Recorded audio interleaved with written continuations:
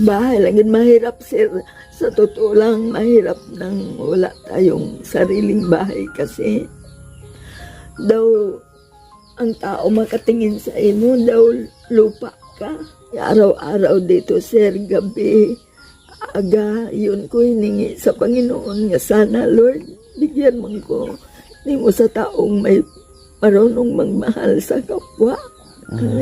Nangilangan ko tulong kahit kunti lang nga bahay na sarili ko lang. Sige nay, huwag ka mawala ng pag-asa dahil ang Panginoon ay unti-unti nang kumikilos para sa inyo. Magandang hapon mga kababayan. Ngayon ay nahanap na natin yung naisakay namin nung isang gabi. At ito ay meron pong nakakaawa at nakakalungkot na istorya sa buhay. Kung napanood nyo po yung una nating vlog, yung pong aming kinausap habang sinasakay namin siya, ay sobrang naawa kami at naiyak kami. Kaya hinanap po natin ito para po ma-assist natin. Ito yung sinasabi niyang lumang bahay na hindi po tinerhan, at ito po ang kanya pong tinitirhan ngayon at nakiusap sa dito sa may-ari. Dito si nanay.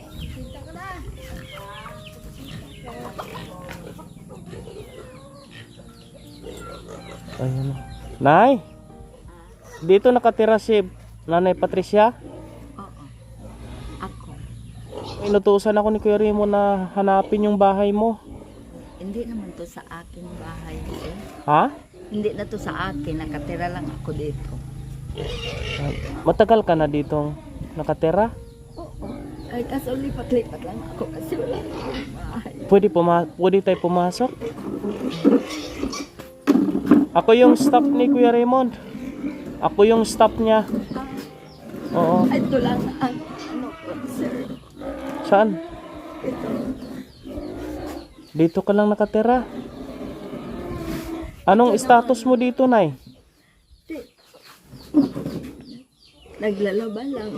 Naghanap laba. Para lang ko makakain. Paano ka nakarating dito sa lugar? Taga saan po talaga kayo? Binata ko sa Cebu. Kaso kay maliit pa ko naiwan sa mga tatay nanay ko. 5 anyos pa lang ko na naiwan sa tatay ko. 6 anyos namatay ang nanay ko. Tapos ako lang mag-isa ang tatay ko. Siya man lang mag-isa nanay ko. Tapos yung sa akin, nag-adapt, nagsabi madaming relative ang lola ko. Naghanap-hanap ako. Dito sa Sipal, hinanap mo dito yung mga relatives mo. Oh, sa Bacolod hanggang dito sa Sipalay. Anong pinagkukunan mo ngayon ng pagkain? Yun, naglalaba. Tapos pagkita namin ni Kuya Raymond ug ni Ma'am, yung sabi ganun, huwag ka na maghanap ng nay, kasi matanda ka na. Kasi nadaanan ko nila sa yung naglalakad lang ako, kasi naghanap-hanap ako ng bahay nga katirahan ko. Kasi ito ang may-ari, may anak sa Maynila.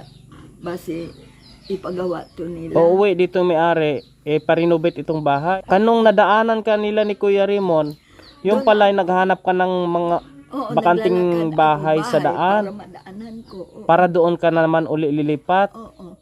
Kasi palagi akong naglipat-lipat mo. Di ka nahirapan sa ganyan? Mahirap gani, sir. Kaya nga, sabi ko ganun, tani, mahanap ko yung taong may puso nga marunong magmahal sa kapwa. Manghingi ko ng tulong kahit bahay lang. Ayun nga, ang sinabi ni Kuya Raymond sa akin.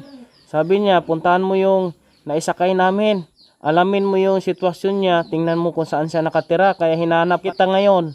Dito lang ako, sabi kong ganun, bukas maglalakad naman ako. Maghanap naman ako para kakainin ko. Tapos maghanap naman ako ng bahay kung saan yung bahay may bakante ba nang walang tao. Kaya nandito ako na para ay ma-report ko doon sa kanila ni Kuya Remo yung sitwasyon ninyo, kasi ako yung taga-assist para ma-forward ko sa kanila kung ano yung pwedeng magawa ni Kuya Raymond at yung mga kasama. Ito ang kabayan, yung bahay na abandonado, paayos daw ito ng may-ari. aalis na naman si nanay dito. Kamusta naman pagkain mo? May pagkain ka pa? Meron pa? Yung bigas nga, nang binigay sa akin yung Merkulis, naglalaba ko. Okay. At least mayroon pa kang pagkain. Mayroon pa ba? Pero may natira ka pang pera. May Okay. naiwan dyan. Oh, tipid-tipidin mo muna. Ganon, nang ipamasahe ko bukas. Oh. Maghanapan. Hanggang makasurvive ka. Ano? At kung ano man ang magiging assessment nito, ay ipapaalam namin sa iyo. Ano? Para Pero matulungan ka. Bukas, sir, ano na, aalis ako kasi ang bigas ko, konti na lang. Tapos, yung pira konti na lang, maghanap-hanap naman ako. Mga ilang araw pa yung bigas mo? Yun, bukas wala na yun. Kasi konti lang ang binigay sa akin sa labahan ko.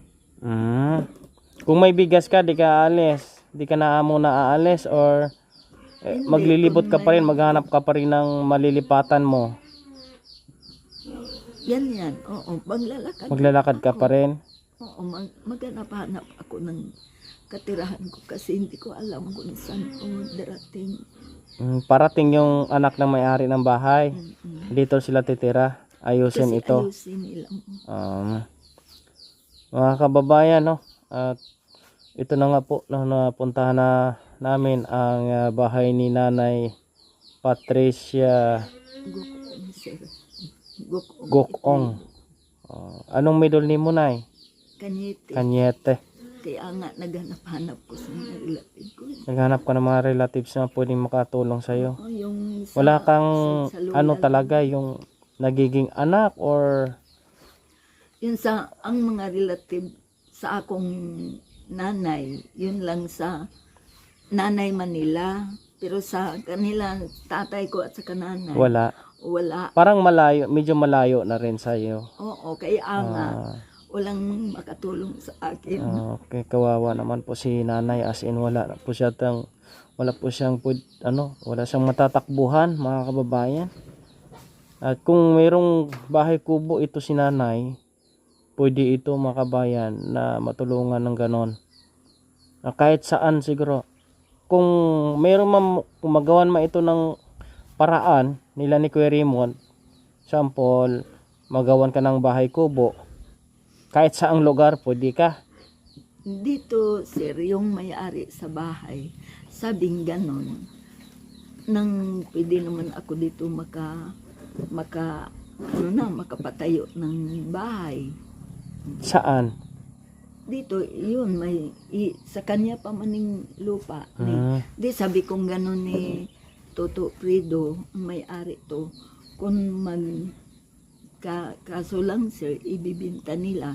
Hindi ko alam kung magkano ang square meter, pero sa kabila, dyan, ng 400 lang kuno na ang square meter. Square meter? Oo, tapos 9,000 ang nabayadaan ng silingan namin. Di, sabi kong ganun, kahit makagawa ko kahit ganito lang kalaki, Kung sakaling hindi dito sa lugar o sa ibang lugar, okay lang sa'yo. Okay lang po sa inyo. Hindi lang malayo sa simbahan ko, sir. Kasi Saan ba yung simbahan mo, Nay? dyan lang, sa Dungga nga maliit. Dungga nga maliit. Meron kang simbahan dyan. Kasi Diyan ka linggo-linggo, nagsisimba? Oo, kasi linggo-linggo, doon na ako Nagsisimba nagsisimba. ka? O kasama ko si Lord. Palagi kong nagbabasa Bible. Kasi hindi naman ako kapag-aral, yung Bible lang gamit ko.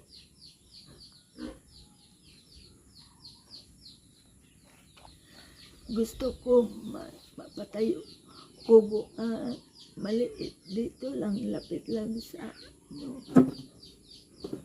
wala ko laing tira ng anuhan ba, simbahan lang. Ayun po, ang gusto ni nanay na malapit lang po daw dito. Pwede daw po dito, mabibili po ng per square meter.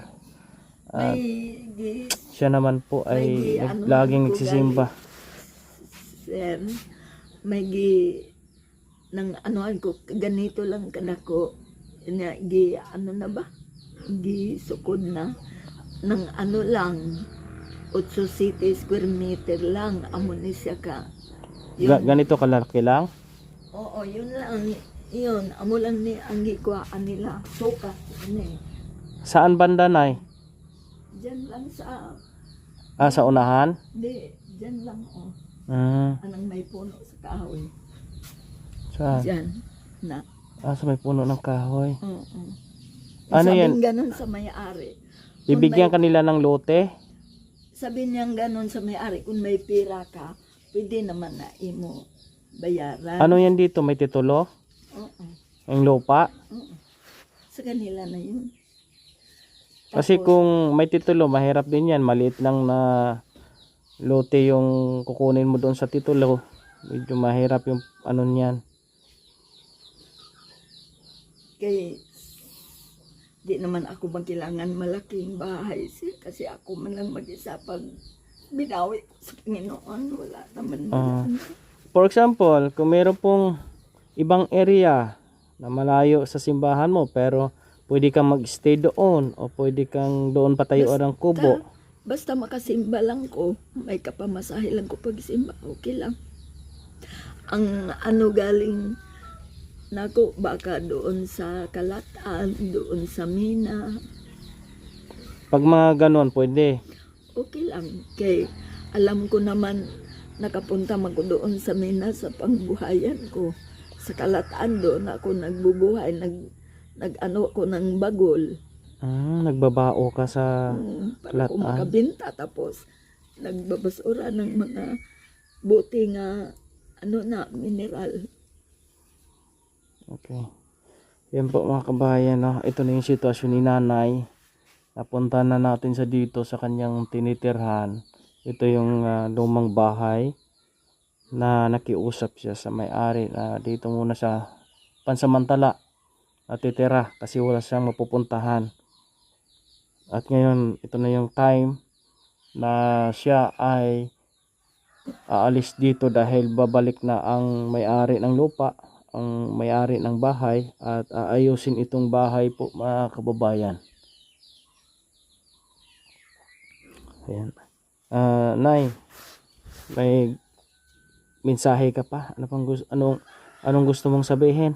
Yun lang, manghingi lang ko ng tulong kunti na katirahan ko. Bahay lang, sir, ang ano ko, kasi kung sa pag-obra,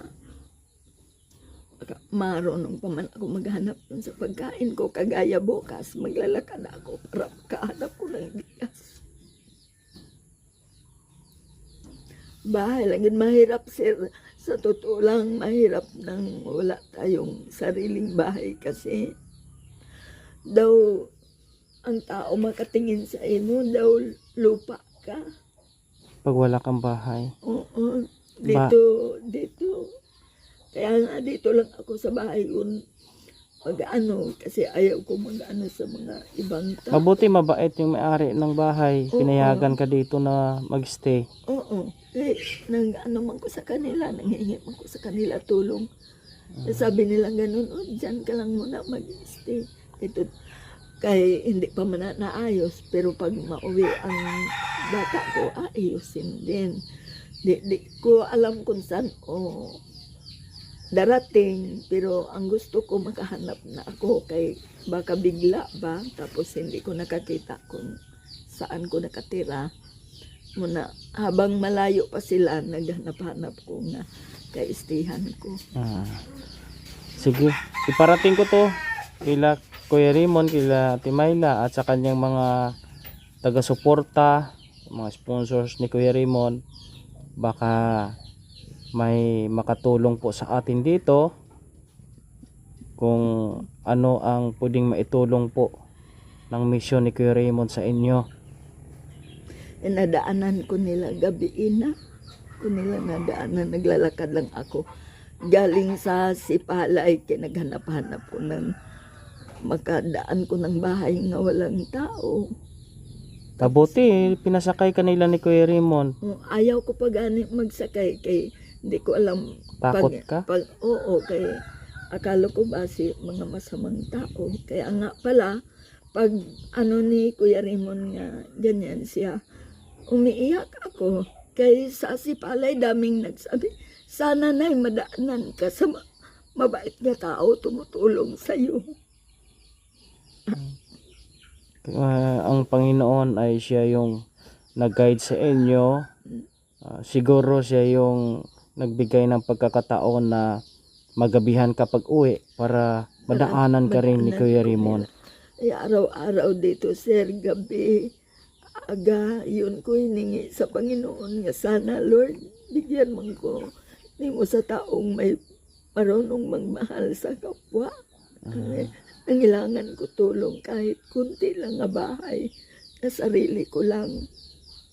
Kaya Kinay, huwag ka mawala ng pag-asa dahil ang Panginoon ay unti-unti nang kumikilos para sa inyo.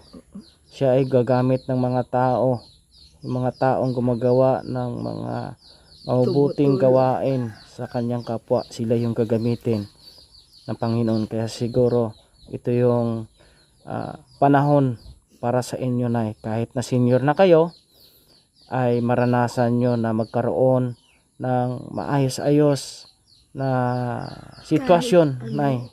Kahit sa maliit pa ko sila hanggang ngayon, kaya nga numiiyak ako kasi ngayon ko lang natagpuan ang marunong magmahal. Doon sa Cebu, mga puno sa kahit tinatirahan ko, sa Bacolod man, sa naghanap-hanap ko sa mga relative sa lula ko, sinong bahay maano, kay minsan makatutulog ako sa ng tabi-tabi lang ng may tao. Grabe yung buhay mo pala, Nay. Sige, Nay, hindi ako magtatagal kasi i-report ko pa ito kay Kuya Raymond, ha? Oo, sige. Oo, para thank you, Gid. kung Salamat ano sa yung- tulong ninyo sa akin. Kung ano yung maitulong po namin sa inyo. Gusto mo makita uli si Kuya Raymond? Oo. Kay siya ang nag-aano sa akin. Dala-dala. Anong gusto mong sabihin kay Kuya Raymond para marinig niya at makita kanya? At thank you, Kuya Raymond, sa pagbigay mo sa aking kabaitan. Siya lang ang taong nakasurvive sa akin. Kaya dito, mga tao dito, di naman ko maka-ano sa kanila. Yun lang ang may-ari sa bahay. Pag magkasakit ko dito, yung asawa sa may-ari sa bahay, pinupuntahan ko dito, bigyan ko ng pagkain. Napakaswerte nyo pa rin, Nay, dahil meron pa rin po tayong mga kababayan na tumutulong, handang tumulong sa tulad po ninyo, Nay. Na hindi mo na ako magtagal kasi medyo paggabi na. Sinadya ko lang talaga ito para maibigay ko ang report, no, kay Kuya Raymond. Pero Huwag ka mawala ng pag-asa, ha. Kung ano man magawa namin, ay report ka agad namin sa inyo, ipaalam naman agad namin sa inyo, ha? Okay? Pero bukas, sir, pwede ko mag-aalis. Oo, pwede ka umalis bukas. Maghanap ko yung... Kung meron kaming dadalhin muna dito sa inyo na mga blessing, ay puntahan Thank you, Lord. kita Salamat. dito, ha? Okay. Mga kababayan, no? Napakagandang pagkakataon na makita natin ang sitwasyon ni Nanay Patricia. Nay, maalis muna ako, ha? Ingat ka dito. Sir, salamat. Magabay ang Panginoon sa iyo, sir. Thank you. Ingat ka mga dito. blessing. Sige po, sige po. Pero bukas, sir, aalis ako, maghanap man ko sa pagkain ko. Bigas. Oo, may bigas ka pa naman. Baka sa sunod na araw makalusot ako dito, magkahatid ako ng bigas. Oo. Ha? Okay. Nandito man ako, alinggo magsimba man ko, Lunes nandito. Kaya ang kadamihan lakat ko, Miyerkules lang. Pag ibang araw andito ka. Dito lang. Sige, sige. Mabilis lang kitang mapuntahan dito. Sige, Nay, ha? Alis muna ako. At magkikita pa kami ni Kuya Raymond. Sige, sir. Thank you sa tulong niyo sa Salamat, akin. salamat. Tapos, halong kayo sa paghanap-hanap ng pagtingin sa mga Sige, kagaya Nay. sa akin. Makabayan. Ikaw gani si Kuya. Hindi niya alam si Kuya Raymond yung kausap niya po, makabayan. hindi ko nakilala, kuya. Ikaw pala gali. Sabi ko.